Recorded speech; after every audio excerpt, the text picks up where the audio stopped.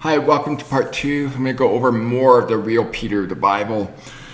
First off, I'm going to go into 2 Thessalonians chapter 2, which Paul wrote to Church of Thessalonica concerning their gathering together to him. Now, their gathering occurred during the Roman Jewish War. They went to Petra, not Pella like Eusebius claims. So this is year 8066 to 8073. So let me back up a little bit though.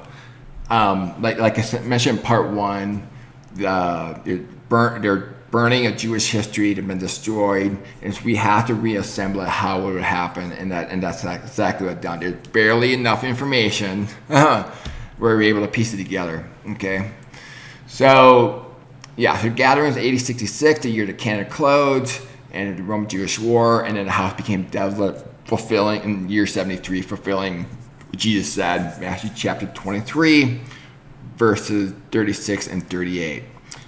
Which makes him a true prophet that happened with that generation. So you believe that's still yet to be fulfilled today without realizing you are making Jesus out to be a false prophet.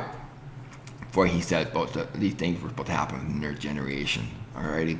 So 2 Thessalonians, the coming of our Lord Jesus. Okay, as you watch part 1, it's not about the return. I give you the Old Testament passages of how the Jews understood this. Okay, that you not be quickly shaken from your composure, be disturbed either by a spirit or message or letter from us. The word us referring to the apostles.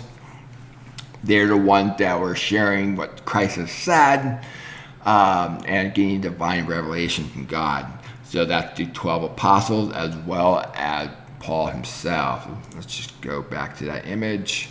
Okay, these were the ones that received divine revelation. Of course, Judas replaced by Matthias, and then Paul the Gentile. Okay. Alrighty, to the fact that the day of the Lord had come. Okay, again, he's writing to Church of Thessalonica. Okay, not writing to you. Let no one in any way deceive you. Writing to Church of Thessalonica, not you. For it will not come unless the apostasy come first. So when was that apostasy? It's right here with the Jewish revolt.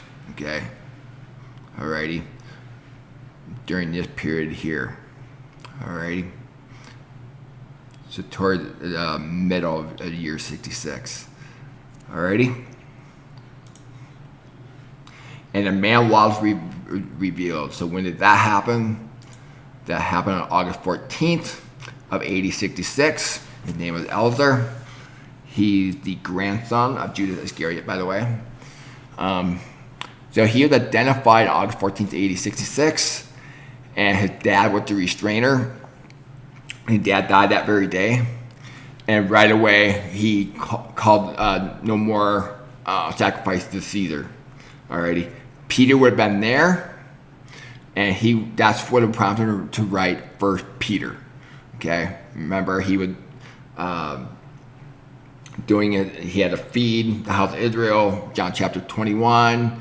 You look at the map here, so Peter would have going back and forth between Babylon and Egypt and Jerusalem, feed his family, go back and forth, okay, to keep them going, keep them alive. Now, he would have observed when he was there, August 14th, Elder, the lawless one. And that's what would prompted him immediately write First Peter. Alrighty? Let him know it's time to go for a gathering. Now, you have to understand, during this time, the Jews and the Christians were getting persecuted. Peter could not just tell them, write to them, hey guys, it's time to go to gathering, come on over. He couldn't do that. Otherwise, I would risk the persecution following them. So that's why he had to write the way he did. So First Peter, let's just go there for a second here. He referred to them as aliens scattered throughout Pontus, Galatia, okay, Cappadocia, Asia, and Bithynia. Okay, so that was these 5 churches up here. Okay, so by telling them that they're scattered, you're aliens scattered, and remember in 1st and 2nd Thessalonians, the church right next to those 5 churches. He said, stand firm. Be ready. Okay? In other words, and whole tradition you taught, whether by mouth or by letter from us. Okay, the word us is the apostle. Peter an apostle. So that letter, or mouth or letter they were waiting for was 1 Peter. Alrighty. So let's look at the map. Okay, Church Thessalonica here, and the 5 churches that Peter wrote to, Jewish Christians. Again, I covered in part 1. He was an apostle of Jews, not Gentiles. Okay, he withdrew from the Gentiles and already pointed out based on Galatians chapter 2, what Paul wrote. Okay, that was in AD 33, the year 33. So they would receive a letter and they would have communicated immediately to the other churches, Jewish Christians. Okay, it's time to go for the gathering. Okay, it was a subtle way of saying it. He could not just spell it out. Okay, and then 1 Peter 5:13, where did it go? She who's in Babylon, chosen together with you. Now the Greek there can go either way, corporately or specifically his wife. They both work. Okay, they both work. Sends you, chosen together with you, sends you greetings, and so does my son Mark. Okay, where with Mark, he was in Alexandria, Egypt. Okay, he was right here. This is where Mark was. Okay. This is the Babylon. Now, there's no fortress until the year 300. So at that time, when called Babylon, not Fortress of Babylon. That name had been changed after the fort was built. But it's just Babylon at the time. So the 5 churches that he's writing to, you have Babylon, Iraq. Let's see here, right here. Babylon, Iraq, and Babylon, Egypt. They would have known immediately which Babylon Peter was referring to. Peter was not using metaphors here. Okay, so again, they knew exactly which Babylon we were referring to. Okay, I've heard the argument about being code for Rome. The problem with that, if they would go here and then go down to Greek Mark instead of going here, going to Rome instead, the problem with that, Nero was in power at the time murdering Christians. They had been in a slaughterhouse. And try to think through the logistics. How are they able to find them? Whereas here, all the water channels, funnels, okay, maybe just one side one, but they funneled right to here, right where Peter would have been. Okay? So the logistics were already taken care of. Alrighty? So, from there, they had to go to their gathering, right? So that is where Petra comes in, okay? This is the stick of Joseph, not the stick of Judah. The stick of Judah was here, okay? The stick of Joseph were the ones that were scattered throughout the Roman Empire. So they would have arrived, they would have taken out immediately after they received the letter, fulfilling 2 Thessalonians chapter 2, verse 15, and arrived to Mark, and then he would have escorted them to Peter. And Peter would have escorted them to Petra. Okay, now this split would not have been there. Okay, so they would ride to Petra. And if you look at Revelation 12, mentioned about the earth split, or the flood. Petra had the history of flooding, and the earth split. This was right before the stick of Judah would have arrived. Okay, based on the timeline I put together. Okay, I carefully pieced it together. Okay, and then the stick of Judah fled. Just on Thursday afternoon, April 10th, fulfilling the prayer that Jesus told them. Pray your flight did not take place in the winter on the Sabbath. This is the Olivet Discourse. Okay, their prayer was answered, and they would have fled to Petra, becoming one stick for the 1260 days. Elder, the lawless one, on the other hand, went to the Masada, which is right here. Okay, and so that ended badly in the year 73. If you go back to 2 Thessalonians chapter 2, and you know what restrains him now. So they knew at the time what restrained him. That was Elder's dad. For the mystery of lawlessness is already at work. Only he who now is restrained will do so until taken out of the way, August 14th, 1866. And then the lawless one will be revealed, whom the Lord will slay with the breath. And now that's a bad translation. Let's go to a better translation here. it's supposed to be lowercase. Could Jesus not operate under the power of Satan?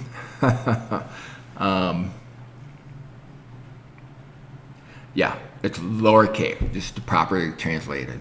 The spirit of his mouth is referring to Eller's mouth. He's the one that gave the speech, and Masada resulted in committing mass suicide, lighting themselves on fire, and destroyed with the brightness of his coming. So that's the Jewish perspective coming, the judgment, okay?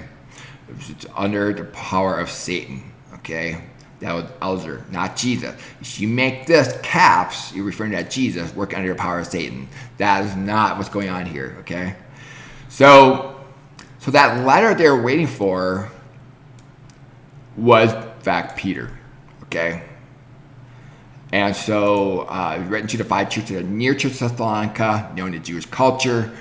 Behind the scenes, they would have relayed the information to the Church of Thessalonica. It's time to go, and time to go to Babylon.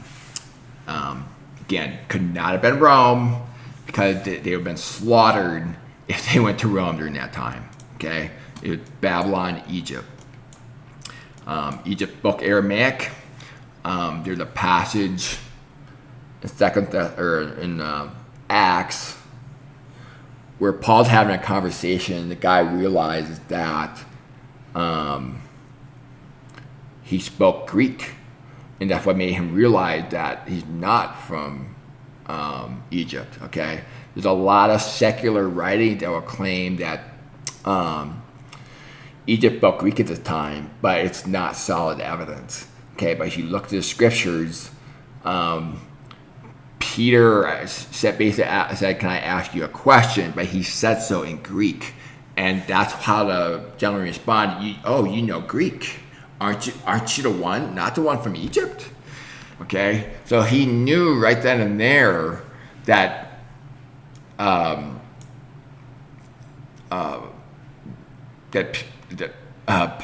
was not only from Egypt, he spoke Aramaic, but he also spoke Greek, which not spoken of during that time. Okay.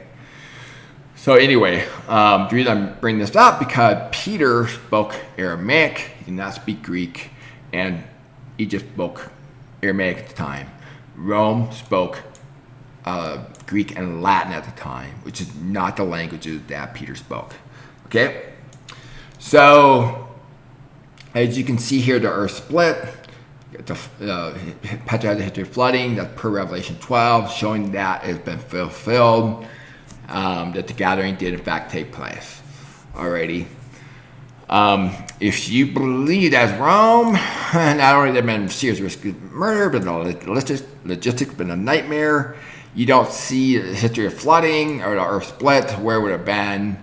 There's nothing that supports it whatsoever. Okay. So then what would have happened to Peter? So in February of 67, that's when Nero gave the order to destroy Jerusalem, the temple, due to the things that happened. The lawless ones claimed no more sacrifice procedures. They were no longer paying taxes. They also took over the Jews, not only did not pay taxes, but they also took over the Masada as well. And the Roman army eventually took over the Masada back again, got it back in AD 73. Okay, so what would happen to Peter then? After that time, Peter would have been killed. Okay, he points out here that he knows he's going to be dying soon. Okay, it's time he writes 2 Peter chapter 1. Okay, it's in verse 14 through 15. Now notice here the focus is on the Jewish people in his writing. He's not writing to Gentiles. Okay, and he's really writing to them pertaining to destruction of the temple. When he mentioned about in the very next, let's just duplicate this here. About their works will be burned up. This is chapter 3. The He's using Old Covenant language, promising you have a new earth and the richness dwells. When did that happen? That happened right here during their gathering. This is a simpler version of the timeline. But the green line here, that is where righteous dwelled with the house of Israel. They were, again, this was their time with the Lord, where the perfect came, as Paul described. Okay. So, yeah, the elements will melt with intense heat. That was the destruction of the temple. It burned. Okay. Earth and its works will be burned up. Now, the word earth there, the Greek there, is referring to the land of Israel. Okay. Yeah. So, as I pointed out, Peter knew that his time was up. Notice here, he said nothing about any succession behind him, any shape or form, whether pope or bishop. Okay? He makes no mention of it.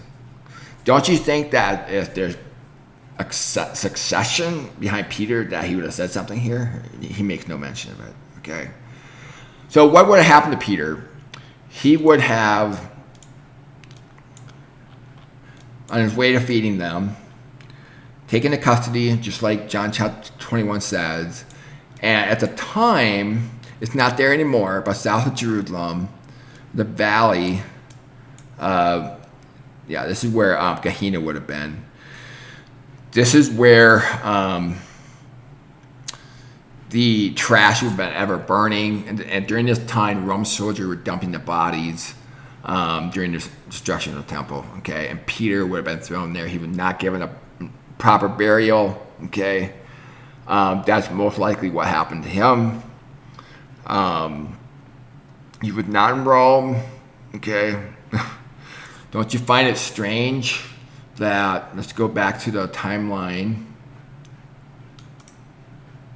Don't you find it strange that the timing Peter's grave was built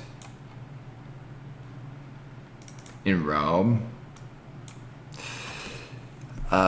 Peter's fake cemetery built has been during the time of the rewriting of history in the 4th century. This is after the book burning took place, and it was built then.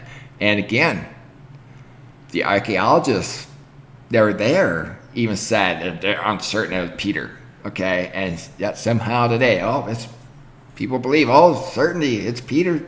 That's his grave. It's got the name on there. It must have been Peter, you know. So it went from uncertainty to now people being certain. Like Mark Twain said, it's easier to fool people to convince them they've been fooled. And so, So with the Peter of the Bible, as I just showed you, Peter was consistent all the way through Matthew chapter 10, verse 23. He was consistent all the way through John 21, feeding them physically and spiritually. He was the judge of 12 tribes of Israel. Matthew 19, okay? He never abandoned them, violating his consciousness, going to an area that he wasn't even a citizen of. That's just not the Peter of the Bible. So hopefully he'll have a better understanding of Peter of the Bible. And unfortunately, people who believe that Peter was in Rome, they just don't do their homework. I wish that they would do what I did, purchase drawing software and really start piecing this stuff together. And over the years, eventually you're going to see, okay, there's definitely a rewriting of history that took place in the 4th century, as I pointed out. It just takes time and effort and study before a person realizes that. Alrighty. So hopefully you have a better understanding of Peter of the Bible. A lot of information. I get it. There's a lot more sure I want to say, but hopefully you can see how I use Scripture to build a timeline, and I used only first-hand eyewitnesses who were actually there to figure out the dates when the thing actually took place. Unlike the church fathers here in red, their writing clearly been modified, with written in first-hand perspective of events that they were not even there. It should be a red flag to you, but unfortunately, a lot of people, it just is not a red flag. Alrighty. All right. Thank you very much, and have a great day.